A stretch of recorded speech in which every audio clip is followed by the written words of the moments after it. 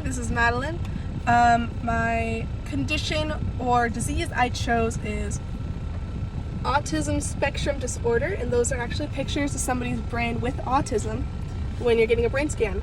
It is supposed to be just like a pattern, like a rough squiggly pattern, but as you can tell, anytime it goes up or down, that is a misfire in the brain, and that not contributes, but that's part of what autism is misfiring in the brain. So, yeah.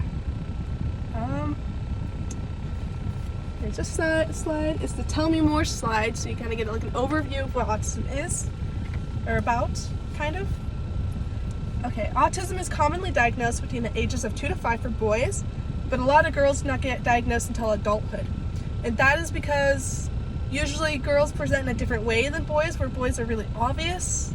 Girls are not, because it's really internalized.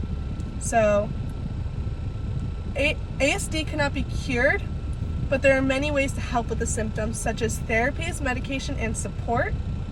And like I said earlier, it is diagnosed, or can be diagnosed, by the misfires of synapses in the brain. And here's another image of what those can look like, depending on which type of scan you're doing. I'm not sure.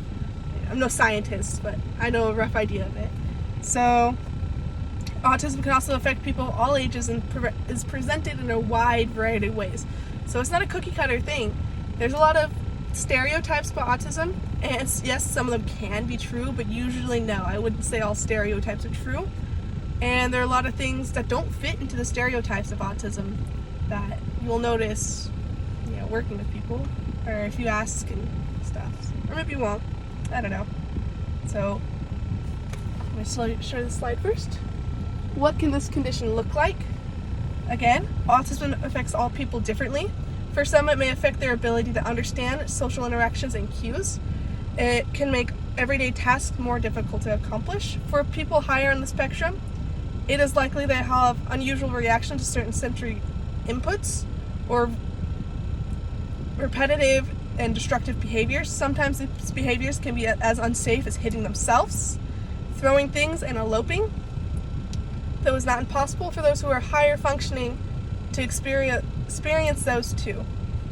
Anyone with ASD is most likely going to struggle with hyper-focused interests and difficulty with routines, whether that be they have a routine and if you disrupt it, it's like everything's gone, everything's dying, or they don't have a routine and they need a routine, but they can't follow a routine because it's really hard for them to. So, it's kind of a hit and miss thing, or sometimes you get a little bit of both, and then it's like, Okay, understanding social cues, that is the next slide.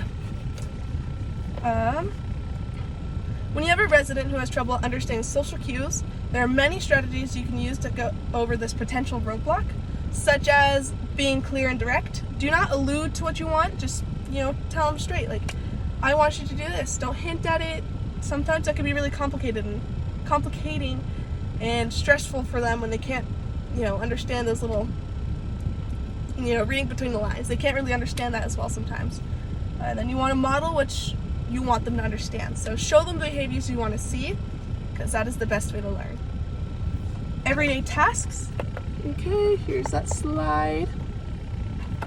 Oh no, your resident is upset because they can't remember what else they wanted to do this morning, or needed to do this morning. As the CNA, you can assist them in the future by writing down their morning routines and putting it somewhere they can see it. That visual cue is really good for people with autism. And then clear and calm verbal reminders. Do not judge.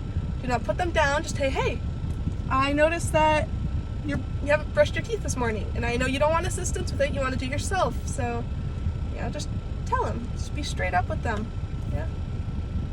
So, another one is eloping. Here's that slide. That is another photo of a brain with autism. After getting brain scans and stuff, it's like, the little patches and the wires. Yeah, just like the movies. I don't actually know. Okay, I don't know if it's like the movies.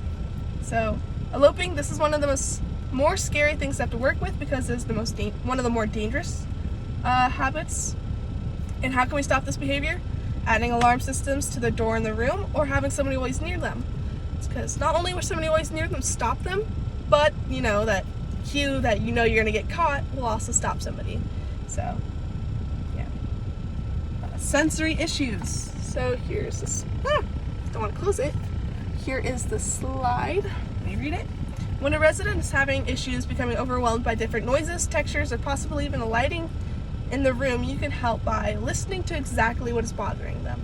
Don't take any guesses unless you have to. Like, they're not answering, but just listen. Ask them, hey, what is bothering you right now? And then adjust what you can. If they don't like the texture of mac and cheese, offer alternatives.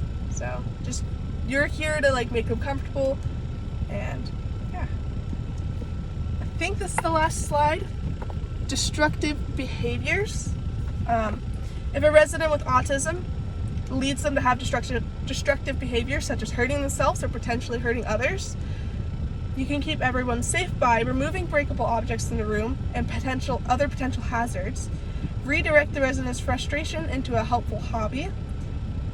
Find the root cause of their distress and limit whatever is causing those negative reactions.